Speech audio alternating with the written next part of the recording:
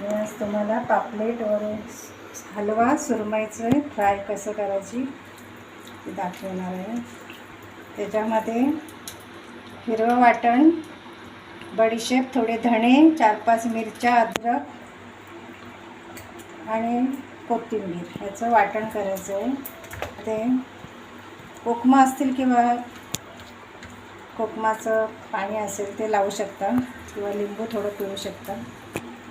आधी कोकम, लिंबू हे लावून घ्यायचं, हळद, मीठ, आणि मग हे हिरवं वाटण लावून घ्यायचं आहे। नंतर ते लावून झाल्यानंतर आपलं हिरवं वाटण म्हणजे धणे, बडीशेप, लसूण, कोथिंबीर, अद्रक, 4-5 मिरच्या हे वाटायचं।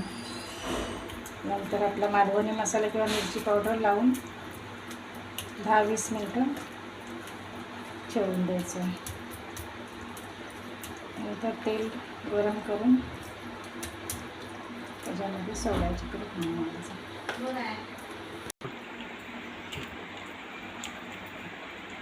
झाले ते तयार। हे सगळं लावून पूर्ण झालेलं आहे। तर फ्राय करायचं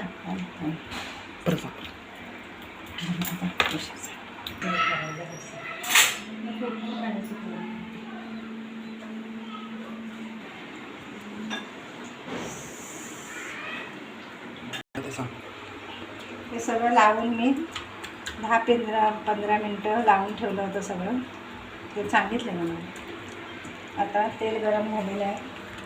हे मी तांदळाचं पीठ घेतलं आहे, ते असं लावून एक तुकडी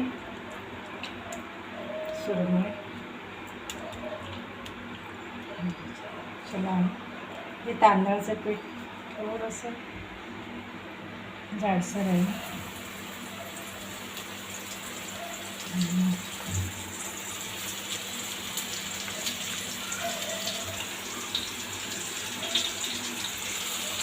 टाकल्यानंतर थोडं मध्यम गॅस करून तळावं, म्हणजे चांगला आतून तळला जातो।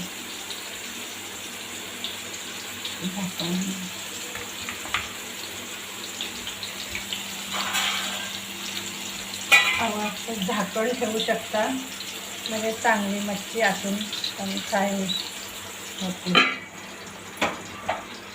मध्यम गॅसवर ठेवायचं, 5-10 मिनिटांनी उघडून ते पलटी करायचं आहे।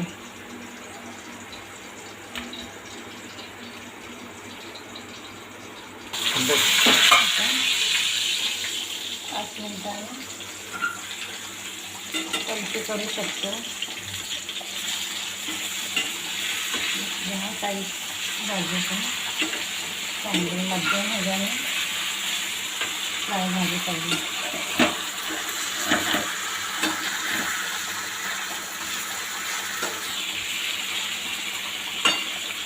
किंवा सुरमई फ्राय केली जाते। चांगलं अजून थोडा कडक अशी व्हायला पाहिजे, म्हणजे आपण चांगली शिजली पाहिजे ती। 10-5 मिनिटांनी काढायचं।